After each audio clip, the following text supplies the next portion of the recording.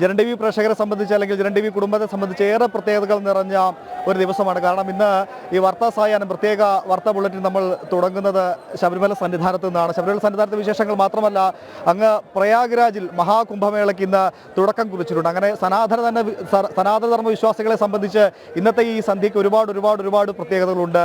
ഇങ്ങ് സന്നിധാനം ലക്ഷ്യമാക്കി തിരുവാഭരണ ഘോഷയാത്ര സന്നിധാനത്തേക്ക് യാത്രയായിക്കൊണ്ടിരിക്കുകയാണ്. ഇപ്പോൾ ഏതാണ്ട് പെരുന്നാടൊക്കെ പിന്നിട്ട് ലാഹാ സത്രത്തിലേക്ക് ഇന്ന് ആദ്യ ദിവസം തിരുവാഭരണ പേടകവാഹക സംഘം അവിടേക്ക് എത്തും. ഇന്ന് നാളെ ഈ സമയമാകുമ്പോഴേക്കും സന്നിധാനം കലിയുഗവരതനായ മണികണ്ഠകുമാരനായി സ്വാമി അയ്യപ്പൻ മാറാനുള്ള തയ്യാറെടുപ്പുകളിലേക്ക് കടക്കും. അങ്ങനെ ലക്ഷോപലക്ഷം ആളുകൾ അങ്ങനെ സന്നിധാനത്തേക്കും അതേപോലെ തന്നെ ആളുകൾ അങ്ങനെ ത്രിവേണി സംഗമ ഭൂമിയായ പ്രയാഗ്രാജിലേക്കും ഒക്കെ ഒഴുകിയെത്തുന്ന ഒരു സന്ധ്യയാണ്. അതുകൊണ്ട് തന്നെയാണ് ആദ്യം തുടക്കത്തിൽ പറഞ്ഞത് ഈ സനാതനധർമ്മ വിശ്വാസികളെ സംബന്ധിച്ച് ഈ സന്ധ്യയ്ക്ക് ഏറെ പ്രത്യേകതകളുണ്ട്. അത് വളരെ അഭിമാനത്തോടുകൂടി ജനൻ ടി വിക്ക് പറയാൻ സാധിക്കും. ഇന്നിപ്പോൾ ശബരിമല സന്നിധാനത്ത് നിന്ന് ഈ വാർത്തകളും വിശേഷങ്ങളും ഒക്കെ പ്രേക്ഷകരിലേക്ക് എത്തിക്കുമ്പോൾ അത് തെല്ലല്ലാത്ത അഭിമാനം ജനൻ ടി വി കുടുംബാംഗങ്ങൾക്കും നൽകുന്നുണ്ട്, ജനൻ ടി വി സംഘാംഗങ്ങൾക്കും നൽകുന്നുണ്ട്. മകരവിളക്ക് മഹോത്സവം ഒപ്പം പ്രയാഗ്രാജിലെ കുംഭമേളയും ഒക്കെ സനാതനധർമ്മ വിശ്വാസികളിലേക്ക് ജനൻ ടി വി പ്രേക്ഷകരിലേക്ക് എത്തിക്കാൻ വിപുലമായ സംവിധാനങ്ങൾ ജനൻ ടി വി ഒരുക്കിയിട്ടുണ്ട്. നമ്മുടെ വിവിധ ഇടങ്ങളിൽ നമ്മുടെ പ്രതിനിധികൾ വിശേഷങ്ങളുമായി ഒക്കെ ചേരുന്നുണ്ട്. സന്നിധാനം എന്തായാലും ഭക്തരെ കൊണ്ട് അങ്ങനെ നിറഞ്ഞു കവിഞ്ഞിരിക്കുകയാണ്. കഴിഞ്ഞ ഏതാനും ദിവസങ്ങളായി സന്നിധാനത്തേക്ക് ധാരാളം ഭക്തർ അങ്ങനെ ഒഴുകിയെത്തുന്നുണ്ട്. ഇന്നു മുതൽ തീർത്ഥാടകർക്ക് ചില നിയന്ത്രണങ്ങളൊക്കെ ഏർപ്പെടുത്തുമെന്ന് പറഞ്ഞിട്ടുണ്ട്. അതുകൊണ്ട് അത് മുന്നിൽ കണ്ടാവണം തീർത്ഥാടകർ നേരത്തെ തന്നെ എത്തി പലയിടങ്ങളിലായൊക്കെ അങ്ങനെ പർണശാലകൾ തീർത്ത് സന്നിധാനത്തിന്റെ വിവിധ കോണുകളിൽ അങ്ങനെ കിടക്കുകയാണ്. അത് തുടക്കത്തിൽ പറഞ്ഞ പോലെ പ്രയാഗ്രാജിലെ കുംഭമേളയും സന്നിധാനത്തെയും മകരസംക്രമ മഹോത്സവം ഒക്കെ വലിയ സന്ദേശമാണ്, സനാതനധർമ്മ വിശ്വാസത്തിന് വലിയ സന്ദേശം നമുക്ക് നൽകുകയാണ്. കാരണം ഇവിടെ ഈ സന്നിധാനത്തിന്റെ വിവിധ കോണുകൾ അല്പസമയത്തിനകം ആ ദൃശ്യങ്ങൾ പ്രേക്ഷകരിലേക്ക് എത്തിക്കുക. നമ്മുടെ പ്രതികൾ പലയിടങ്ങളിലുണ്ട്. അവരിലേക്കൊക്കെ പോകുന്നതിന് മുമ്പ് ഒരു വാക്ക് അത് പറഞ്ഞു പോകാമെന്ന് കരുതുന്നു. സന്നിധാനത്തിന്റെ വിവിധ പ്രദേശങ്ങളിൽ പർണശാലകൾ തീർത്ത്, പർണശാലകൾ എന്ന് പറയുമ്പോൾ അത് കേവലം അവർ ധരിച്ചുകൊണ്ടുവന്ന കൈലിയോ അത്തരം തുണിത്തരങ്ങൾ കൊണ്ടൊക്കെ ചില താൽക്കാലിക ഷെഡുകളൊക്കെ തീർത്ത് അവിടെ ദിവസങ്ങളായി കാത്തിരിക്കുകയാണ് മകരജ്യോതി ഒന്ന് കാണുവാൻ. പൊന്നമ്പലത്തിൽ സർവാഭരണ വിഭൂഷിതനായി കലിയുഗവരതനായ വില്ലാളി വീരനായ മണികണ്ഠകുമാരനെ ഒന്ന് കാണാനായി അങ്ങനെ പലയിടങ്ങളിൽ നിലത്ത് വിരിവെച്ച് കിടക്കുകയാണ്. അതിൽ പല ഉയർന്ന ഉദ്യോഗസ്ഥരുണ്ട്, അതിസമ്പന്നരായ ആളുകളുണ്ട്, സാധാരണക്കാരുണ്ട്. അവരൊക്കെ ഒന്നും ഒരു വേർതിരിവുമില്ല സന്നിധാനത്തെത്തിയാൽ. അവരങ്ങനെ പലയിടങ്ങളിലായി കിട്ടാവുന്നിടത്തൊക്കെ അങ്ങനെ വിരിവെച്ച് കാത്തിടക്കുകയാണ്. അങ്ങ് പ്രയാഗ്രാജിലേക്ക് പോയാലും സ്ഥിതി മറിച്ചല്ല. ആ പുണ്യ സ്നാനഘട്ടത്തിലൊന്ന് സ്നാനം ചെയ്യാൻ സമൂഹത്തിന്റെ വിവിധ തുറകളിലുള്ള ആളുകൾ സനാതന വിശ്വാസികൾ അങ്ങനെ കാത്തിരിക്കുകയാണ്. അതാണ് മകരസംക്രമ ദിവസമായ സന്നിധാനത്തേക്ക് എത്തുന്ന തീർത്ഥാടകരുടെ സ്വഭാവത്തിലും ഒപ്പം പ്രയാഗ്രാജിൽ ത്രിവേണി സംഗമത്തിൽ ഒന്ന് മുങ്ങി നിവരാൻ, ആ സ്നാനം ഒന്ന് പൂർത്തിയാക്കാനായി കാത്തിരിക്കുന്ന വിശ്വാസികളുമൊക്കെ തമ്മിൽ ഒരുപാട് സാമ്യമുണ്ട്, ഒരുപാട് വിശേഷങ്ങളുണ്ട് അവരുടെയൊക്കെ പങ്കുവെക്കാൻ. ആദ്യം എനിക്ക് തോന്നുന്നു തിരുവാഭരണ പേടക സംഘത്തോടൊപ്പം മിഥുൻ മുരളി ചേരുന്നുണ്ട്. മിഥുൻ മുരളി കഴിഞ്ഞ 2 ദിവസമായി തിരുവാഭരണ പേടകത്തോടൊപ്പമാണ് യാത്ര ചെയ്തതെന്നാണ് മനസ്സിലാക്കാൻ സാധിക്കുന്നത്. മിഥുൻ മുരളിക്ക് കേൾക്കാൻ സാധിക്കുമെങ്കിൽ ഇപ്പോൾ എവിടെയായിട്ടുണ്ട് തിരുവാഭരണ പേടകവാഹക സംഘത്തിന്റെ ആ ഒരു ഘോഷയാത്ര, തിരുവാഭരണ പേടകം എവിടെയൊക്കെ എത്തിയിട്ടുണ്ട്? ഇന്നിപ്പോൾ ലാഹാ സത്രത്തിലാണ് തങ്ങുന്നതെന്ന് മനസ്സിലാക്കാൻ സാധിക്കുന്നത്. ഇവിടെ ലക്ഷക്കണക്കിന് ആളുകൾ കാത്തിരിക്കുകയാണ് സന്നിധാനത്തേക്ക് നാളെ വൈകുന്നേരം തിരുവാഭരണ പേടകം എത്തുന്നത് കാണാൻ. മിഥുൻ മുരളി കേൾക്കാമെങ്കിൽ ഇപ്പോൾ എവിടെയാണ് മിഥുൻ മുരളി ഉള്ളത്? ഒപ്പം തിരുവാഭരണ പേടകവും എവിടെയാണുള്ളത്?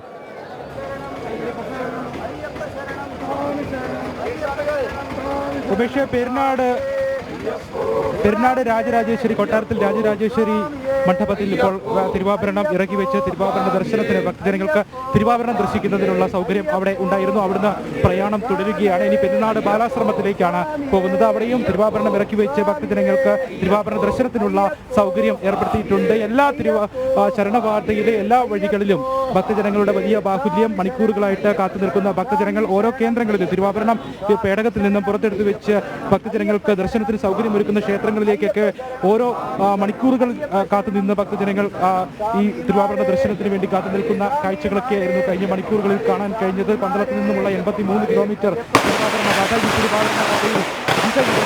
ഭക്തജനങ്ങളിൽ സ്വീകരണങ്ങളെല്ലാം ഏറ്റുവാങ്ങിക്കൊണ്ട് തിരുവാഭരണ ഘോഷയാത്ര പ്രയാണം തുടരുകയാണ്. രാത്രിയോടുകൂടി ലാഹയിലേക്ക് എത്തും. ലാഹ പാതയിലേക്കാണ് തിരുവാഭരണ ഘോഷയാത്ര ഇനി കടക്കുന്നത്. പരമാവധി സമയക്രമം പാലിച്ചുകൊണ്ട് തന്നെ ഘോഷയാത്ര മുന്നോട്ട് നീങ്ങുന്നതിനുള്ള ക്രമീകരണങ്ങളാണ് ഈ ഭക്തജനങ്ങളുടെ മറ്റു ഭാഗത്തുനിന്ന് ഉണ്ടാവുകയും ചെയ്യുന്നത്. എന്തായാലും വിവിധ ഇടങ്ങളിൽ അത് ഹൈന്ദവ സംഘടനകളും ക്ഷേത്രങ്ങളും ഭക്തജനങ്ങളും എല്ലാം ഒരുക്കുന്ന സ്വീകരണങ്ങൾ, കർപ്പൂരാഴിയും നിറപറയും നിലവിളക്കും ഒക്കെ ഒരുക്കി വെച്ചുകൊണ്ട് ഭക്തജനങ്ങൾ മണിക്കൂറുകളോളായിട്ട് കാത്തു നിൽക്കുന്നു. ഈ തിരുവാഭരണ പാതയിലെ ഓരോ ഹൈന്ദവ ഭവനങ്ങളും ഒരുക്കുന്ന സ്വീകരണങ്ങൾ അവരും മണിക്കൂറുകളായിട്ട് അവരുടെ ഓരോ വർഷത്തെയും കാത്തിരിപ്പിന്റെ നിമിഷങ്ങളാണ്, പുണ്യ നിമിഷങ്ങളാണ്. തിരുവാഭരണ ഘോഷയാത്രയെ വരവേൽക്കുക, തിരുവാഭരണ ഘോഷയാത്രയ്ക്ക് ആവശ്യമായിട്ടുള്ള സജ്ജീകരണങ്ങൾ ഒരുക്കുക എന്നുള്ളതെല്ലാം ഓരോ ഭക്തജനങ്ങളെയും ഈ തിരുവാഭരണ പാത കടന്നു പോകുന്ന വഴിവീതികളുടെ തിരുവാഭരണ പാതയിലെ കുടുംബങ്ങളെ എല്ലാം സംബന്ധിച്ചിടത്തോളം അങ്ങനെയുള്ള കാത്തിരിപ്പിന്റെ മണിക്കൂറുകളാണ്, നിമിഷങ്ങളാണ് ഈ കടന്ന് പോയിക്കൊണ്ടിരിക്കുന്നത്. എന്തായാലും വലിയ സ്വീകരണങ്ങൾ എല്ലായിടത്തുമുണ്ട്. ഒപ്പം ഈ ഭക്തജനങ്ങളുടെ വലിയ ബാഹുല്യം വഴിത്താരകളിൽ എല്ലാം ഉണ്ട്. ഒപ്പം തിരുവാഭരണ ഘോഷയാത്രയെ അനുഗമിക്കുന്നതിന് വേണ്ടി കാത്തു നിൽക്കുന്ന ഭക്തജനങ്ങൾ, ശബരിമല തീർത്ഥാടകർ കഴിഞ്ഞ മുൻ വർഷങ്ങളൊക്കെ അപേക്ഷിച്ച് ഈ ഘോഷയാത്രയോട് അനുഗമിക്കുന്ന ആളുകളുടെയും എണ്ണം വർദ്ധിക്കുന്നുണ്ട്. ഒരു കേന്ദ്രത്തിൽ നിന്നും സ്വീകരണം ഒരുക്കുന്ന ഒരു കേന്ദ്രത്തിൽ നിന്നും മറ്റൊരു കേന്ദ്രത്തിലേക്ക് ഘോഷയാത്രയോടൊപ്പം അനുഗമിക്കുന്ന അയ്യപ്പ ഭക്തർ, ശബരിമല തീർത്ഥാടകർ, പന്തളം മുതൽ സന്നിധാനം വരെ ഘോഷയാത്രയോടൊപ്പം ചേരുന്ന ഭക്തജനങ്ങൾ, തീർത്ഥാടകർ, ശബരിമല തീർത്ഥാടകർ വർഷങ്ങളായിട്ട് 10ഉം 50ഉം ഒക്കെ വർഷങ്ങൾ, 10 വർഷം മുതൽ അങ്ങ് 50ഉം 60ഉം വർഷമൊക്കെ ആയിട്ട് തിരുവാഭരണ ഘോഷയാത്രയോടൊപ്പം ചേരുന്ന ഭക്തജനങ്ങൾ ഒക്കെ ശബരിമല അയ്യപ്പ ഭക്തരും ഒക്കെ ഉണ്ട്. എത്ര വർഷമായിട്ട് സ്വാമി തിരുവാഭരണ ഘോഷയാത്രയോടൊപ്പം? 54 വർഷമായി തുടർച്ചയായിട്ട് അനുഭവപ്പെടുന്നു. ഓരോ വർഷം അന്ന് 50 വർഷം മുമ്പും ഇപ്പോഴും തമ്മിൽ. എൻ്റെ അമ്മാവനായിരുന്നു ഗുരുസ്വാമി ഭാസ്കരൻ പിള്ള. ഭാസ്കരൻ പിള്ള മരിച്ചു പോയതിന് ശേഷമാണ് ഇപ്പോഴത്തെ ഗുരുസ്വാമി ഗംഗാധരൻ പിള്ള ഏറ്റെടുക്കുന്നത്. ഗംഗാധരൻ പിള്ള സ്വാമി ഗുരുസ്വാമി ആയിട്ട് 20 വർഷം കഴിഞ്ഞു. അതിന് മുമ്പോട്ട് പുള്ളി വരുന്നുണ്ട്. പുള്ളി 67 വർഷം തിരുവാഭരണത്തിൻ്റെ കൂടെ വന്നു. ഇപ്പോൾ ഒരു 4 വർഷം കൊണ്ട് പുള്ളിക്ക് വയ്യ. എന്നാലും പുള്ളിയാണ് ഗംഗാധര സ്വാമി തന്നെയാണ് ഗുരുസ്വാമി. 50 വർഷം ഇപ്പോഴത്തെ ഓരോ വർഷങ്ങൾ കടന്ന് മുന്നോട്ട് പോകുമ്പോൾ ഈ തിരുവാഭരണ ഘോഷയാത്രയ്ക്ക് ഈ ഭക്തജനങ്ങൾ ഒരുക്കുന്ന സ്വീകരണങ്ങൾ, അതിലൊക്കെ വന്നിരിക്കുന്ന മാറ്റങ്ങൾ അന്നും ഇന്നും തമ്മിലൊന്ന് എന്തൊക്കെ മാറ്റങ്ങളാണ് തോന്നുന്നത്? ഞാൻ പോകുമ്പോൾ എന്നിട്ട് 7 പേരേ ഉള്ളായിരുന്നു. 7 പേരാണ് ഞങ്ങൾ ഈ പെട്ടിയും കൊണ്ട് പോകുന്നത്. അതിൽ 2 പേര് കുട്ടികളാണ്. കുട്ടികൾ എന്ന് പറഞ്ഞാൽ ഒരാൾ ഞാനും എൻ്റെ കൂടാതെ ഈ ഗംഗാധരൻ സ്വാമി എന്ന് പറയുന്ന ഗുരുസ്വാമിയുടെ അനുജനും. ഞങ്ങൾക്ക് 2 പേർക്കും 14-15 വയസ്സേ ഉള്ളൂ. ഞങ്ങളെ വന്നിട്ട് അവരുടെ സാധനങ്ങൾ എടുക്കാനെ കൊണ്ടാണ് ആദ്യമായിട്ട് കൊണ്ടുപോകുന്നത്. അങ്ങനെ പോയി അത് കഴിഞ്ഞാൽ 9 പേരായി, പിന്നെ 12 പേരായി, പോകെ ഇപ്പോൾ 25 പേര് ഉണ്ട് ഒരു സംഘത്തിൽ. 5 പേര് സഹായികളും ഉണ്ട്. അന്നൊക്കെയാണെങ്കിൽ ഈ പാതയെന്ന് പറയുന്നത് ഭയങ്കര മോശമായിട്ടുള്ള പാതയായിരുന്നു. ഇപ്പോഴെല്ലാം റോഡ് അങ്ങ് ചാലക്കയം വരെ റോഡ് വന്നതിന് ശേഷം നല്ല ഈ റോഡിൽ കൂടെയാണ് അട്ടത്തോട് വരെ പോകുന്നത്. അതുകൊണ്ട് നല്ല സൗകര്യമായ രീതിയിൽ പോകും. മറ്റേ ഈ മലയെല്ലാം കയറി ഇറങ്ങിയൊക്കെയാണ് പോയിക്കൊണ്ടിരുന്നത്. അട്ടത്തോടിൽ ഇറങ്ങിക്കഴിഞ്ഞാലും വെള്ളാച്ചിമല ഇങ്ങനെയുള്ള മലകൾ കയറിയാണ് വലിയമ്പുഴ, ചെന്നൈ, വലിയാനവട്ടം വഴി ചെറിയാനവട്ടം, പമ്പ ഇങ്ങനെ കയറി നീലിമല കയറിയാണ് പോകുന്നത്. അന്നൊക്കെ പാതയെന്ന് പറഞ്ഞാൽ വെറും കല്ലും ഇതുമായിട്ട് നിറഞ്ഞു കിടക്കും. ഒറ്റയടി പാതകളാണ്, അല്ലാണ്ട് വീതിയും റോഡും ഒന്നുമില്ല. അങ്ങനെയുള്ള സാഹചര്യത്തിലാണ് ഞങ്ങളൊക്കെ പോയിട്ടുള്ളത്. ഇപ്പോൾ റോഡിൽ കൂടെ പോകാനെ കൊണ്ട് യാതൊരു വിഷമവുമില്ല, പോകാം. അങ്ങനെ ഇരിക്കുന്നു. കാനനപാതയിൽ കൂടി 50 വർഷങ്ങൾക്ക് മുൻപ് ശരണമന്ത്രങ്ങളുമായിട്ട് സന്നിധാനത്തേക്ക് ഘോഷയാത്രയെ അനുഗമിച്ച അയ്യപ്പൻ സ്വാമി, അദ്ദേഹത്തിൻ്റെ അനുഭവം 50 വർഷം മുൻപുള്ള അനുഭവം പറയുന്നു. അദ്ദേഹം തുടർച്ചയായിട്ട് 56 വർഷം ഈ തിരുവാഭരണത്തോടൊപ്പം തിരുവാഭരണ ഘോഷയാത്രയോടൊപ്പം അനുഗമിക്കുന്നുണ്ട്. അങ്ങനെ ഓരോ ആളുകൾ ഈ തവണ തൊട്ട് തിരുവാഭരണ ഘോഷയാത്രയോടൊപ്പം ചേരുന്ന ആളുകൾ 50 വർഷത്തോളമായി തിരുവാഭരണ ഘോഷയാത്രയോടൊപ്പം അനുഗമിക്കുന്ന ആളുകൾ അവരുടെ എല്ലാം അഭീഷ്ടമായിട്ടുള്ള കാത്തിരിപ്പിൻ്റെയൊക്കെ പുണ്യ മുഹൂർത്തങ്ങളിലൂടെയാണ് കടന്നുപോയിക്കൊണ്ടിരിക്കുന്നത്. ഇനി തിരുവാഭരണ ഘോഷയാത്ര ഇന്ന് ലാഹ സത്രത്തിൽ, വനംവകുപ്പ് സത്രത്തിലാണ് ഇന്ന് തങ്ങുന്നത്. രാത്രി 8 മണിയോടുകൂടി ലാഹയിൽ എത്തും. അതിനുശേഷം അവിടെ രാത്രി തങ്ങുന്ന ഘോഷയാത്ര നാളെ പുലർച്ചെ 2 മണിയോടെ ലാഹയിൽ നിന്നും പുറപ്പെടും. 9 മണിയോടെ നിലയ്ക്കൽ എത്തും. നിലയ്ക്കൽ മഹാദേവ ക്ഷേത്രത്തിൽ സ്വീകരണം, അവിടെ തിരുവാഭരണ പേടകം തുറന്ന് ഭക്തജനങ്ങൾക്ക് തിരുവാഭരണം ദർശിക്കുന്നതിനുള്ള സൗകര്യം. വീണ്ടും പരമ്പരാഗത കാനനപാതയിലേക്ക് പ്രവേശിക്കുന്നു. അട്ടത്തോട് വഴി വൈകിട്ട് 5:30 ശരംകുത്തിയിലെത്തും. ശരംകുത്തിയിൽ ദേവസ്വം ബോർഡ് അധികൃതരുടെയും മറ്റും ആചാരപരമായിട്ടുള്ള സ്വീകരണം ഏറ്റുവാങ്ങി വൈകിട്ടോടുകൂടി 6 മണിയോടുകൂടി സന്നിധാനത്ത് എത്തുമ്പോൾ മേൽശാന്തി തന്ത്രിയും ചേർന്ന് തിരുവാഭരണ ഘോഷയാത്രയെ വരവേറ്റ് തിരുവാഭരണ പേടകത്തിൽ നിന്നും, പ്രധാന പേടകത്തിൽ നിന്നും മണികണ്ഠസ്വാമിക്ക് ചാർത്തുന്നതിന് വേണ്ടി യോദ്ധാവായി മണികണ്ഠസ്വാമിയെ കാണുന്നതിന് ആഗ്രഹം പ്രകടമാക്കിയ പന്തള രാജാവ് സമർപ്പിച്ച തിരുമുഖവും തിരുവാഭരണങ്ങളും തന്ത്രിയും മേൽശാന്തിയും ചേർന്ന് അയ്യപ്പസ്വാമിയെ ചാർത്തി മഹാദീപാരാധന നടക്കുമ്പോൾ പൊന്നമ്പലമേട്ടിൽ മകരജ്യോതി തെളിയും. ആ ഒരു നിമിഷത്തിന് വേണ്ടിയുള്ള കാത്തിരിപ്പാണ്. ആ നിമിഷത്തിന് വേണ്ടിയുള്ള പുണ്യ നിമിഷത്തിന് വേണ്ടിയുള്ള ആറ്റുനോറ്റുള്ള ഭക്തജനങ്ങളുടെ കാത്തിരിപ്പിൻ്റെ മണിക്കൂറുകളാണ് ഇനി ഉള്ളത്. എല്ലാ മേഖലകളിലും ഈ വഴിത്താരകളിലെല്ലാം ഭക്തജനങ്ങൾ വലിയ സ്വീകരണമാണ് ഒരുക്കുന്നത്. കർപ്പൂരാഴിയും നിറപറയും നിലവിളക്കും ഒക്കെ ഒരുക്കി കേൾക്കാമെങ്കിൽ മിഥുൻ കേൾക്കാമെങ്കിൽ ഇന്നലെ ഉച്ച മുതൽ ഇങ്ങനെ ഇടമുറിയാതെ തീർത്ഥാടകർ വലിയൊരു ഒഴുക്ക് നമുക്ക് പന്തളം മുതൽ ഇങ്ങനെ കാണാമായിരുന്നു. പ്രത്യേകിച്ച് പന്തളത്ത് നിന്ന് എല്ലാ വഴികളും പത്തനംതിട്ടയിലെ എല്ലാ വഴികളും അങ്ങനെ സന്നിധാനത്തേക്ക് എത്തിച്ചേരുന്ന രീതിയിലേക്കായിരുന്നു തീർത്ഥാടകരുടെ വലിയൊരു ഒഴുക്കുണ്ടായിരുന്നത്.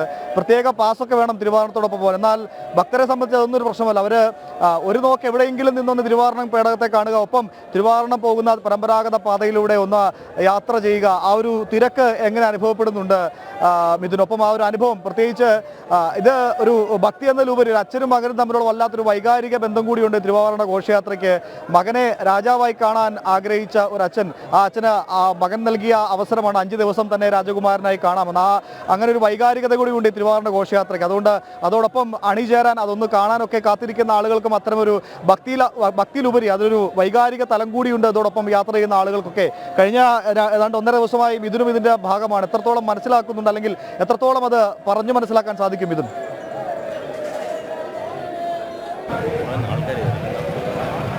ഉപേക്ഷ വാക്കുകൾക്ക് അതീതമാണ്, വൈകാരികമാണ്. ഭക്തിയുടെ ഏറ്റവും പാരമ്യത്തിലാണ് ഈ തിരുവാഭരണ പാത കടന്നു പോകുന്ന വഴിത്താരകളിലുള്ള ആളുകളെല്ലാം എന്ന് മനസ്സിലാകുന്ന കാഴ്ചകളാണ് കാണാൻ കഴിയുന്നത്. പ്രത്യേകിച്ച് ഓരോ ഭവനങ്ങൾ, അവരുടെ ഓരോ വർഷത്തെയും കാത്തിരിപ്പാണ് ഈ പൂർണ്ണ ഘോഷയാത്ര കടന്നു പോകുമ്പോൾ ഉള്ളത്. ആ പൂർണ്ണതയിലേക്കാണ് എത്തുന്നത് എന്ന് തോന്നിപ്പോകുന്ന രീതിയിലാണ് അവർ ഈ സ്വീകരണമൊക്കെ ഒരുക്കുന്നത്. ഒരു വർഷം ഈ ഘോഷയാത്ര കടന്നുപോയി അടുത്ത വർഷത്തിന് വേണ്ടിയുള്ള കാത്തിരിപ്പാണ് ഇനി ഉണ്ടാകുന്നത് അവർക്ക് എന്നുള്ള ഒരു ആഗ്രഹ നിർവൃതി, ഒരു ആഗ്രഹ പൂർത്തീകരണം, അതൊക്കെയാണ് കാണാൻ കഴിയുന്നത്. അത്രയും പ്രാർത്ഥനാ നിർഭരമായി, അത്രയും ശരണമന്ത്ര ധ്വനികൾ മാത്രം മുഴങ്ങി മനസ്സിലും ശരീരത്തിലും അയ്യപ്പസ്വാമിയെ മാത്രം ഭജിച്ച് വരവേൽക്കുകയാണ് ഈ തിരുവാഭരണ പാത കടന്നു പോകുന്ന, തിരുവാഭരണ ഘോഷയാത്ര കടന്നു പോകുന്ന വീഥികളിലുള്ള ഭവനങ്ങളിലെ ആളുകൾ എല്ലാം. ഒപ്പം വിവിധ ഹൈന്ദവ സംഘടനകൾ, ക്ഷേത്രങ്ങൾ ഒക്കെ ഒരുക്കുന്ന ഘോഷയാത്രയ്ക്ക് ഒരുക്കുന്ന വരവേൽപ്പ്. ഈ വരവേൽപ്പ് ഓരോ ഘോഷയാത്രയ്ക്ക് ഓരോ ഭാഗങ്ങളിലും ഒരുക്കുമ്പോൾ അവിടേക്ക് ഭക്തജനങ്ങൾ തിങ്ങി നിറഞ്ഞു നിൽക്കുന്ന കാഴ്ചയാണ്. മുൻവർഷങ്ങൾ ഓരോ വർഷം കടന്നു വരുമ്പോഴും ഈ ഘോഷയാത്രയെ അനുഗമിക്കുന്ന ഭക്തരുടെയും എണ്ണത്തിൽ വലിയ വർധനവ് ഉണ്ടാകുന്നു എന്നുള്ളതാണ്. കാരണം ഈ ശരണപാതകളെല്ലാം ഭക്തരാൽ തിങ്ങി നിറഞ്ഞാണ് ഈ ഘോഷയാത്ര മുന്നോട്ട് പ്രയാണം നടത്താൻ സാധിക്കുന്നത്. ഒരു കേന്ദ്രത്തിൽ നിന്നും മറ്റൊരു കേന്ദ്രത്തിലേക്ക്, ഒരു സ്വീകരണം ഒരുക്കുന്ന ഒരു കേന്ദ്രത്തിൽ നിന്നും മറ്റൊരു കേന്ദ്രത്തിലേക്ക് ഭക്തജനങ്ങളും ഒപ്പം അനുഗമിക്കുന്നുണ്ട്.